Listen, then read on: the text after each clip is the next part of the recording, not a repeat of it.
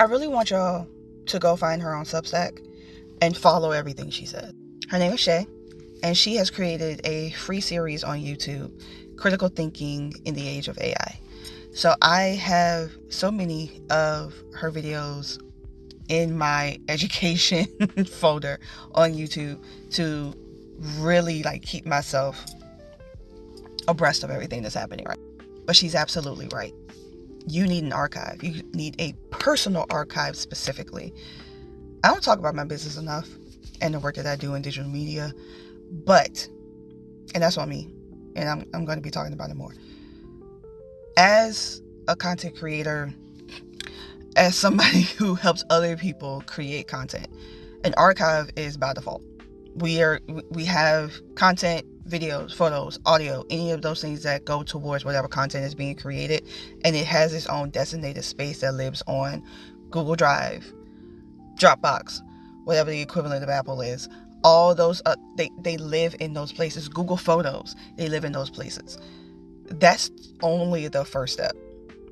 The second step is actually going in and compartmentalizing these things intentionally, because nothing on this app is going to be saved when they yeet it into the sun one day.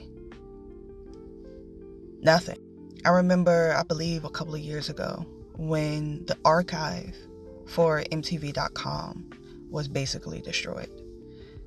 Articles that were written in the 90s about artists that have since passed on, writers who that was their first official writing job, and that was where some of their most read content was, gone, because somebody saw it as a metric and decided to delete that specific terabyte off of the internet to make room for something else, and most likely AI. AI is a tool. AI does not replace people as much as they would like it to. It does not replace people. And the ways in which they are going about attempting to replace ideas and creativity, and hoping that you are so distracted with the AI slop and all the other things they're doing over here that you don't see what's happening over here. As a writer, as a content creator, as someone who is online both for pleasure and my job, having an archive of what I've written, of what I have filmed, on what's been filmed of me, on pictures I have taken, is of the most importance, because you don't deserve for somebody to decide it doesn't matter anymore. So again, how do you create that personal archive? If you need help with that, please reach out to me. This is what I do with the Joy Element. I don't talk about my business enough on here. Again, this is what I do. But if you are somebody who's like, I just need to figure this thing out, the first step that you can do, that once you have your things wherever they are, really outline what it is about. If you have to write it in the meta description or in the adjust the metadata, if you have to create a whole digital file folder to say this has this in it, this has this in it, it's so easy to just let everything fall wherever it lands and hope that it makes sense somewhere else. But it's way more intentional.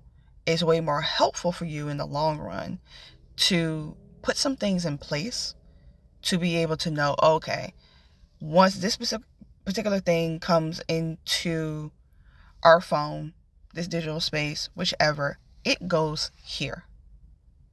If this is uploaded here, the copy of it goes here, especially if you're an editor of your own content. There were a lot of issues that happened a few years ago with people using YouTube as their archive, and they didn't save the originals. And there was one particular person who lost her entire page and was only able to get back a handful of her videos when somebody hacked her page. And YouTube couldn't understand why she was so upset. And it was a mess. But so relying on these platforms, relying on other digital spaces that are not designed to hold on to the things that you care about is a lesson in disaster. It's the worst thing possible waiting to happen, because again, you're losing your voice. So one of the most important things is that when the history books are written,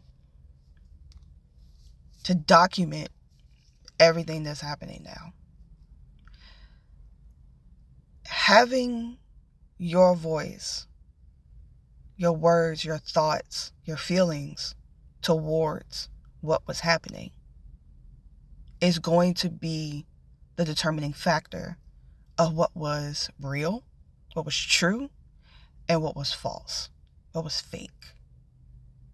They're going to be counting on the people that were there to give an account to what happened. And that's the reason why they are going so far as to delete entire pages off of websites, because it goes against the history that they want to set going forward. So you are an archivist. You are a historian. And yeah, your voice matters. What you do with that voice matters. You showing up in the spaces matter. Period. So if you need help with this, if you are like, I don't know where to start, it is a shoebox of digital mayhem in here. Reach out to me. Because I too am an archivist. I too am a historian. And we deserve to be able to tell our stories when the time comes and not have to rely on the Wayback Machine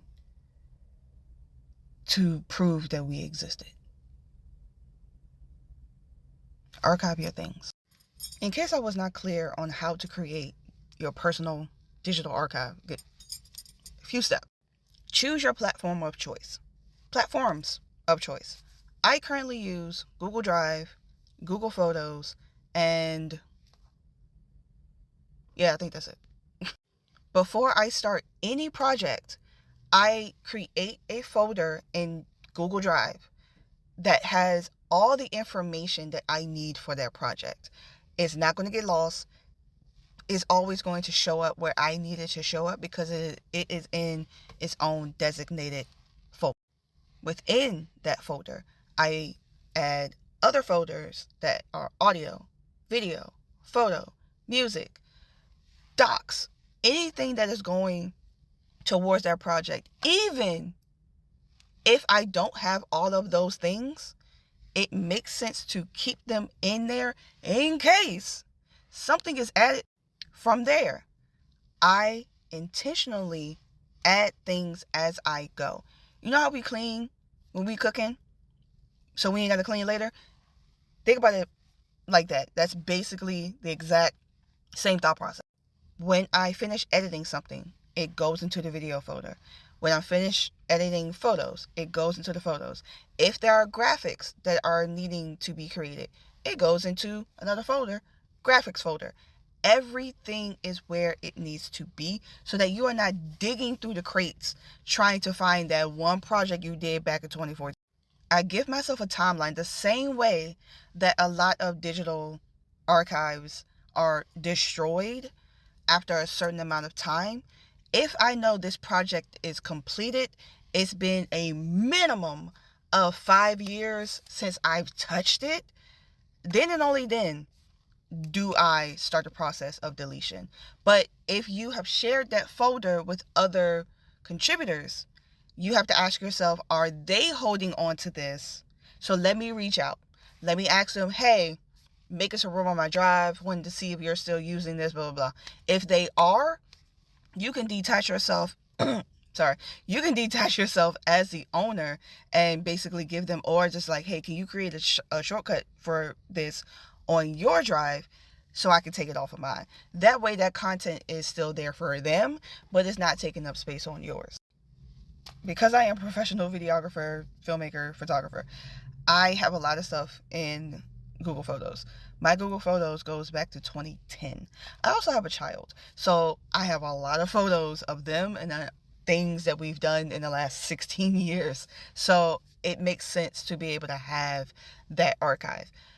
Was it a time where everything was just dumped in there? Yeah, because I wasn't archiving back then. Now that I do archive, and now that I use content interchangeably, I pull from Google Photos from something that I may have done a few months ago that's been deleted off of my phone, but it's backed up on Google Photos.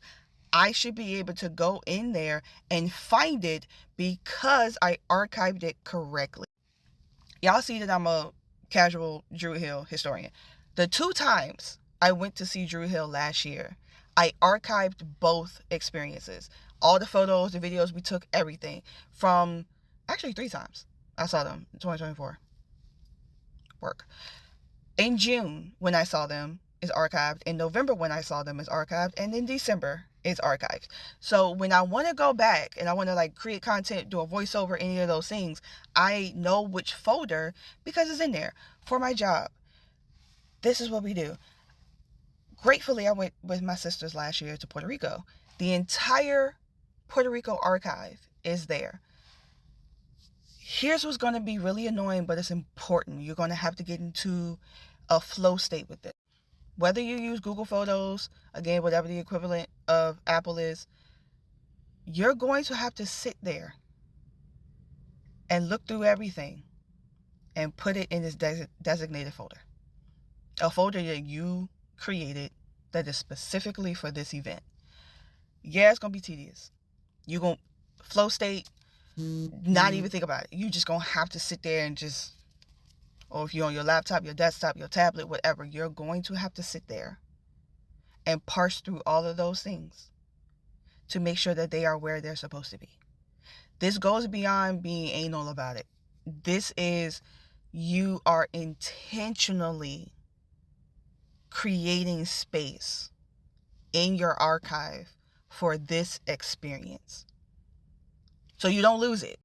Not solely if the platform decides to self-destruct, you don't lose it in the platform itself because you can't find it, because it was such an abstract one-time thing that Google or whichever doesn't have a through line to it. It's like you went to this place once and you try to type it in and it's like, girl, I don't know. So having a designated folder goes beyond a great event like the baby's baptism or the family reunion. If you went somewhere where you took a lot of photos and it meant something to you, when you get home, when you get into a space where you can kind of like decompress, instead of doom scrolling, start archiving. Go into your stuff and go, I'm going to name what today was.